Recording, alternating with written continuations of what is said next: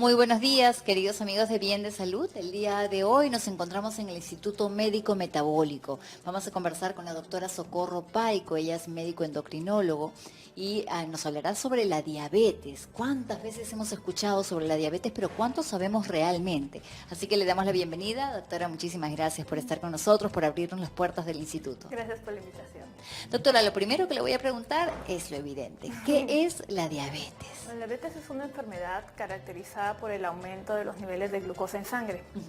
Hay que considerar que hay 4 tipos de diabetes. La diabetes tipo 1, la diabetes tipo 2, la diabetes gestacional, que ocurre en el embarazo, y el cuarto es diabetes, es muy rara, ocasionada por algunos fármacos o por algunas enfermedades endocrinológicas como el hipertiroidismo, la acromegalia o problemas en el mismo páncreas a nivel anatómico. Hay un último estudio que se ha hecho en 2012 que se llama PeruDiab, que ha reportado un 7% de prevalencia de diabetes en el Perú y un 23% de prediabetes. Es decir, que el 30% de la población peruana tiene algún trastorno del metabolismo y la glucosa.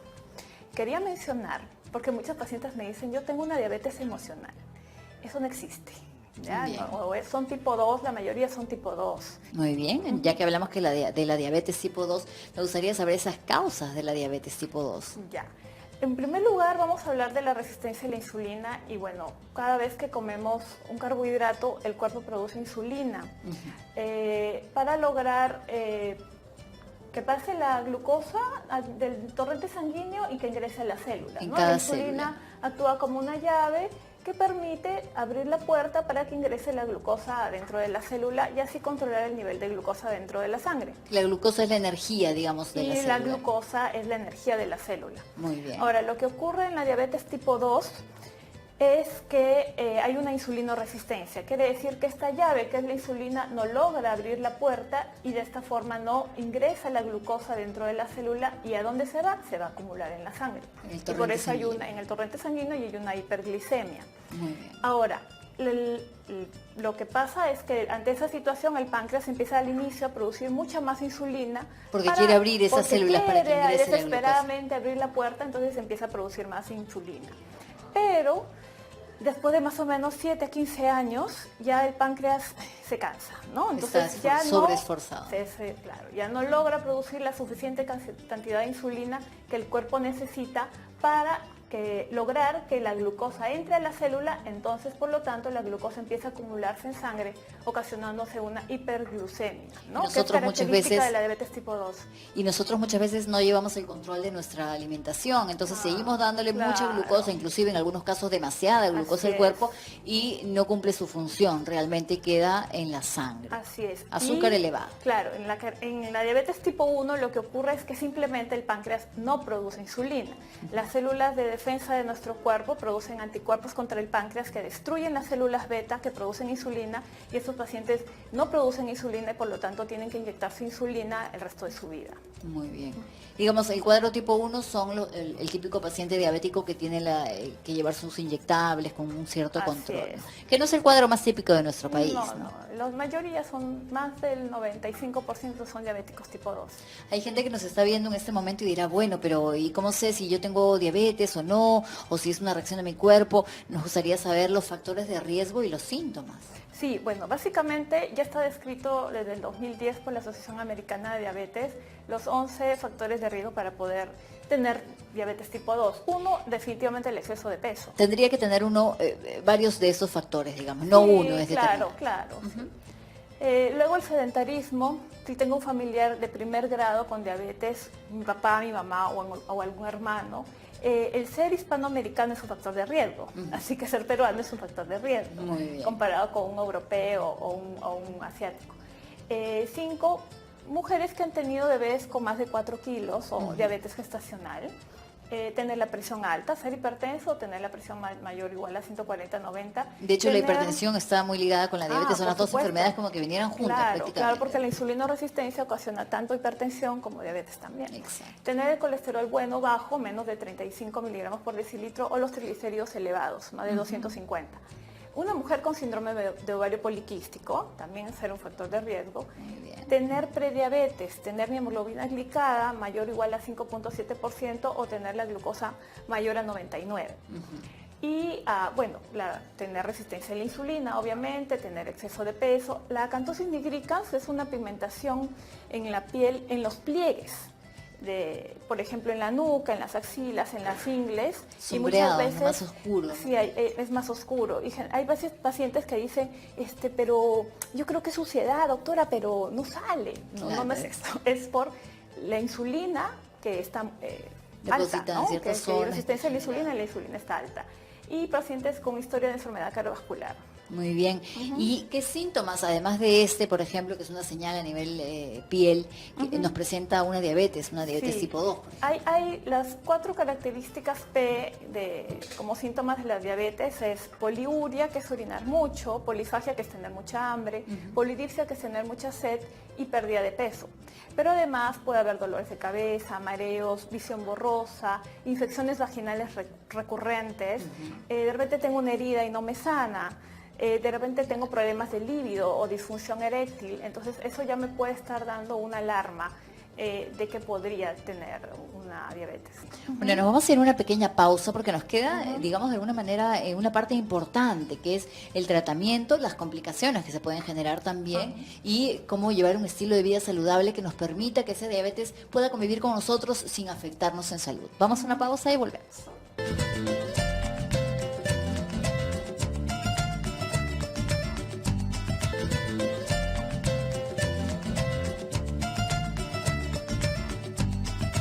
Ya estamos de regreso, estamos aprendiendo sobre la diabetes con la doctora Socorro Paico. Ella es médico endocrinólogo y nos habla desde el Instituto Médico Metabólico. Doctora, hemos estado aprendiendo un poco acerca sobre la diabetes, esos síntomas, esos factores de riesgo que son determinantes, el diagnóstico que es específico. No crean que en esas pruebas de control anual, que son más estándar, pueden salir los resultados. Son pruebas específicas, como lo vimos antes de ir a la pausa. Y nos gustaría conocer también las complicaciones. Antes hemos mencionado que precisamente hipertensión y diabetes van muy de la mano. ¿Qué complicaciones puede presentarnos un cuadro de diabetes? Hay que diferenciar entre una complicación aguda y una complicación crónica. Una complicación aguda es, por ejemplo, si un paciente debuta con 500 miligramos de glucosa, puede ser una cetoacidosis diabética o un estado hiperosmolar. ¿Ya? La diferencia es que en la cetoacidosis diabética, recordemos que la glucosa se acumula en el torrente sanguíneo y no entra a las células. Las células dicen, ¿de dónde obtengo energía si no hay glucosa? Entonces, empieza a obtenerla tanto de las proteínas como de las grasas. De nuestras reservas, digamos. De nuestras reservas. Y en ese proceso de degradación de grasas se producen unas sustancias que se llaman cuerpos cetónicos. Este estado nos puede llevar a la muerte. El otro estado es el estado hiperosmolar, que básicamente la glucosa, al aumentar en sangre, aumenta la osmolaridad del plasma sanguíneo, lo cual también nos puede conducir a la muerte. Eso es en cuanto a las complicaciones agudas. Que son cuadros específicos. Son cuadros específicos. Ahora, la complicación crónica se divide en daños microvasculares, o sea, del vaso sanguíneo pequeño, y macrovasculares. Básicamente los microvasculares son 3, ¿no? A nivel del ojito, ¿no? Puede haber problemas visuales, aumenta el riesgo de cataratas, de glaucoma, retinopatía diabética. Y la primera causa de ceguera en el mundo es la diabetes. La diabetes está muy relacionada. Así es. ¿No? La segunda es a nivel neuropático, ¿no? Básicamente hay un daño a los nervios, lo cual puede conducir a una pérdida de sensibilidad en los pacientes, ¿no? Por ejemplo, son pacientes que se pueden hacer una herida en los pies y de repente no se dan cuenta, y eso podría complicarse con una infección y llevar incluso luego a una amputación. Claro, se habla mucho del pie diabético, que no es un pie diferente, digamos, sino que es una zona donde se pueden hacer con facilidad laceraciones y no cicatrizan adecuadamente. Así es, también no cicatrizan porque no hay una buena irrigación.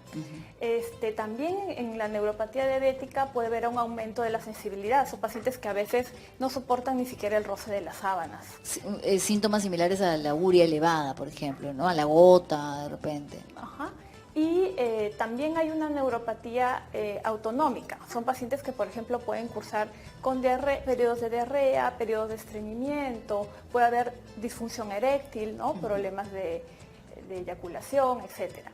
Y También afecta el riñón, problemas renales. La primera causa de hemodiálisis en el mundo es la diabetes, ¿no? Que incluso nos puede llevar a tener la necesidad de un trasplante renal. Porque el riñón precisamente se encarga de limpiar nuestro organismo y hay un desorden entre la glucosa en torrente sanguíneo. Tiene que trabajar más, ¿no? Claro que porque sí. hay una hiperglicemia. Ahora, luego tenemos también las complicaciones macrovasculares que ya son un daño a nivel de vasos sanguíneos ya grandes. Entonces tenemos, por ejemplo, que la primera causa de muerte en un diabético es un infarto y muchas veces son silenciosos, porque como hay un daño a nivel de los nervios que van hacia el miocardio, entonces no sienten. Exacto, infarto, no tiene síntomas externos. ¿no? Entonces, luego también puede haber un infarto cerebral, aumenta el riesgo de un derrame y un ácido isquémico. Y también hay daño en la circulación a los miembros inferiores. Y precisamente como no llega suficiente cantidad de oxígeno al tejido de los miembros inferiores, una úlcera pues puede convertirse en una gangrena y eso conllevar incluso también una amputación de miembros inferiores. Y doctora, antes de pasar al tratamiento específico de una persona ya diagnosticada con diabetes, me gustaría que nos cuente acerca del magnesio, de cómo nos puede ayudar tanto en una fase preventiva, digamos, cuidándonos de no caer en este diagnóstico, como en un paciente que ya tiene el diagnóstico oficializado. Recordemos que el magnesio es un oligoelemento que ayuda a mejorar la sensibilidad a la insulina. Es decir, esa llavecita que no abría la puerta, bueno, la ayuda a abrir la puerta, el magnesio. Segundo, hay que mencionar que los diabéticos en general tienden a perder mucho magnesio por la orina. Y yo creo que sí es necesario un aporte extra de magnesio en estos pacientes, en los diabéticos. Además de generarnos una buena nutrición, ¿no? Que eso también está. Muy bien. Y una persona con diagnóstico ya de diabetes, ¿qué tratamiento debe llevar? Básicamente una alimentación saludable, ¿no? Disminuir la cantidad de carbohidratos refinados, definitivamente elegir, por ejemplo, un carbohidrato integral, a uno de harina blanca, disminuir y no abusar del consumo de frutas. La fruta tiene un azúcar que se llama fructosa. Eso le iba a preguntar. Yo no tengo nada en contra de la fruta, pero en exceso puede aumentar los niveles de glucosa. También la fruta en forma de jugos, ¿ya? Porque, a ver, una cosa es, me mastico una fruta y otra cosa es la licúo. Cuando se licúa se le deteriora la fibra. Exacto. Y eso origina aumento en los niveles de glucosa sanguínea. Entonces hay que tener en todo cuidado. caso es preferible comerla. Es preferible masticarla que licuarla. Muy bien. O en extracto, ¿no? Y con respecto a los dulces, porque dicen, uy, diabetes ya nunca vamos a poder comer dulces, ¿es tan radical o depende del diagnóstico de cada uno?